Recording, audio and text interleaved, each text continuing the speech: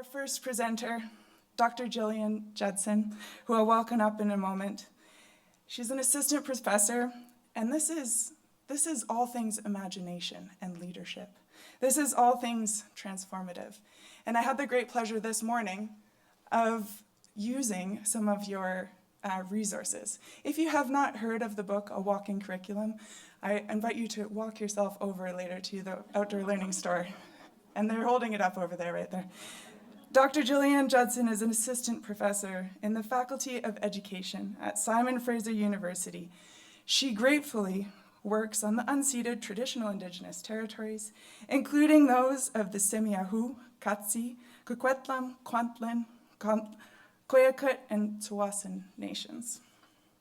She researches the role of imagination in educational leadership with a specific focus for social and ecological justice. We can just use more of all of that. She also investigates imaginative and ecological practices from PreK, I love this, all the way to post-secondary. Imagination doesn't age out. It's always with us. She also investigates, I repeated myself because I really wanted to emphasize that point. Her latest books are entitled Cultivating, Imagination and Leadership, Transforming Schools and Communities, Imagination and the Engaged Learner, Engaging Imagination in Ecological Education, as well as A Walking Curriculum. And without further ado, please join me in welcoming Dr. Gillian Judson.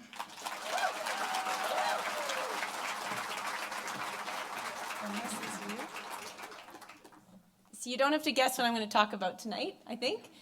It's such a pleasure to be here. So I have for you this evening 2 questions and an invitation.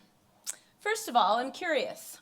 What comes to mind when you hear the word imagination? Are you thinking invention, inquiry, creativity? Are you thinking of those exceptional dancers, artists, engineers, scientists, the greats? A hint of magic, perhaps? The fantastic or unfamiliar? Swirling colors, dancing bodies, unicorns, or maybe SpongeBob SquarePants? If you Google imagination, you'll see glitter. So much glitter. But there is a problem with misunderstanding imagination. Indeed, the story most often told about imagination is dangerous because misunderstanding leads us to exclude it, ignore it, and fail to develop it. So this leads me to question 2. How important is imagination in your professional life? Misunderstandings are keeping it out of leadership conversations, out of boardrooms, out of pedagogical conversations, and out of climate change action summits. What we know about imagination is that it is not a possession of the greats or not important for adults. Imagination is not only child's play and arts thing, fantasy, make-believe, or detached from reality. We need to think again. We need to think about storytelling and story listening. Think of great fables or myths, modern narratives, and marketing. Think about the metaphorical ways we live in the world with our up days and our down days, our cascading thoughts, the foundational beliefs that guide us, the narratives that teach us. Our language is inundated with metaphor. Think about playful exploration and bodily engagement. Think about images that emerge in your mind from my words. But why do we need to talk about it? Because imagination supports ecological understanding. Imagination is the ability to envision and feel the possible in all things. And the reason I want to talk about it at this conference is that imagination is required for an ecological and socially just future. It's required for unlearning and breaking norms, for moving from damaging and dominant ways of being and doing. As Elder Albert D. Marshall told us earlier today, we need it to relearn our relationship with nature. It's required to unlearn human superiority, to unlearn practices in school that continue to separate us from the world. It is needed for understanding our lives with and in a more than human world. So what if we change the story? What if we talk about imagination not in terms of glitter, but as soil? I want to bring it down to earth. So if you want to close your eyes for a moment, It is warm though, so do open them again. I'd like you to think about soil. Think about rich, earthy soil and smell the humus with me, breathing in and out. Put your hands in the soil with me. Feel it between your fingertips. Rub it between your fingers and feel the potential. But how exactly is imagination like soil? Just like soil, imagination comes first. All novel ideas, products, and actions, all creations and innovations find their roots in the terrain of the possible. Imagination comes first. We must first imagine the changes we want to see in the world. Just like soil, imagination is contextual. Sunlight, water, and nitrates feed healthy soil, and knowledge, emotion, and experience feed the imagination. The more we know and have experienced, the more our imaginations can produce. However, imagination is culturally bound. We need an unwavering commitment to what is ethical and to more than human and human world flourishing.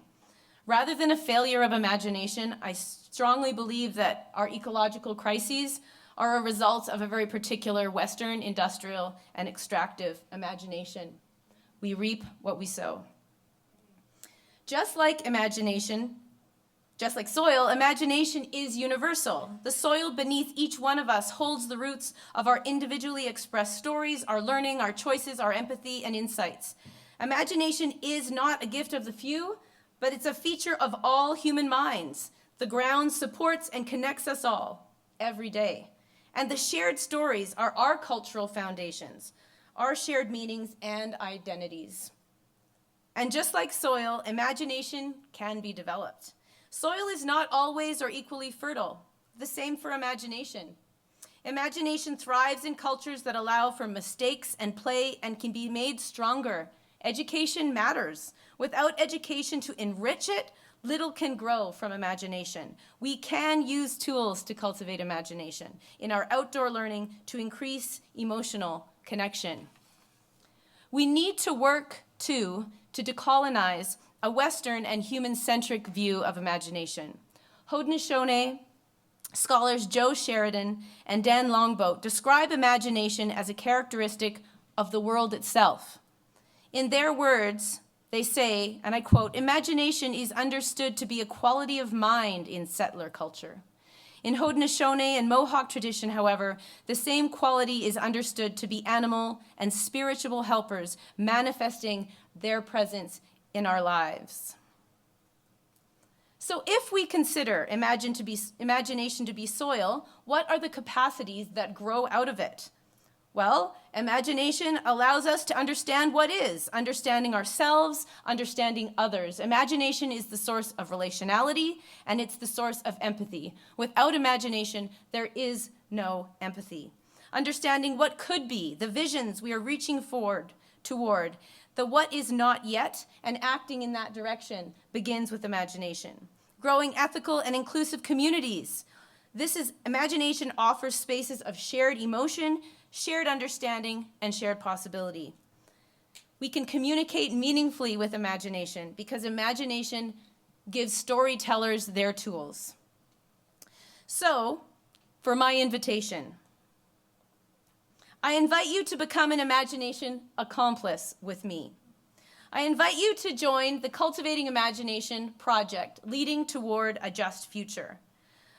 On July 10th at 10 a.m. Pacific time, we're having a virtual roundtable, calling together all ecological and social justice leaders that are interested in how we can cultivate and leverage imagination to work towards a more socially and ecologically just future. From my research, I know very well that in order to do work where we're talking differently about learning, we need a strong community around us. And so if you want to be a part of that community, I urge you to connect with me, connect with the project site, and be part of that online group.